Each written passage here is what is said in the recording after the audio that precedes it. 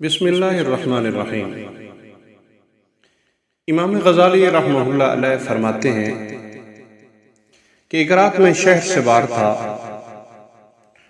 تو مجھے مکاشفت سے معلوم ہوا کہ شہر کے سارے لوگ اس وقت سوئے ہوئے ہیں، ان میں سے کوئی بھی اپنے رب اور خالق کی عبادت و فرما برداری نہیں کر رہا۔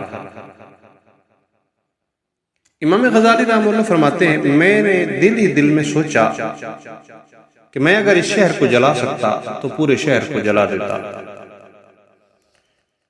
کیونکہ اس شہر کے لوگ اپنے پروردگار کی عبادت کو چھوڑے ہوئے ہیں،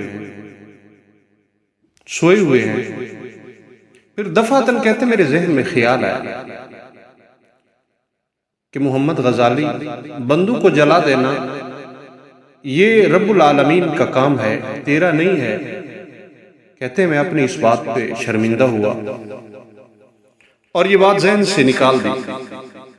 پھر میں نے سوچا کہ غزالی اگر میں ان سب کی سفارش کر سکتا تو سب لوگوں کی سفارش کر دیتا۔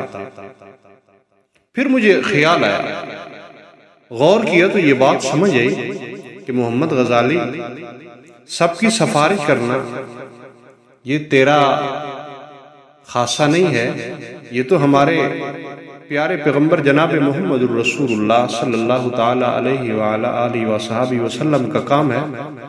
چنانچہ اچانک ایک مجھے غیبانہ آواز آئی، یہ تہجد کا وقت ہے کہ اے محمد غزالی، اگر تم اس بات سے بھی نہ رکے اور تو نے واپسی نہ کی، اپنی بات سے نہ پلٹا، تو میں تمہیں زمین کی گہرائی میں اتار دوں گا اور تمہارا نام اولیاء کے دفتر سے ہمیشہ کے لیے نکال دوں گا۔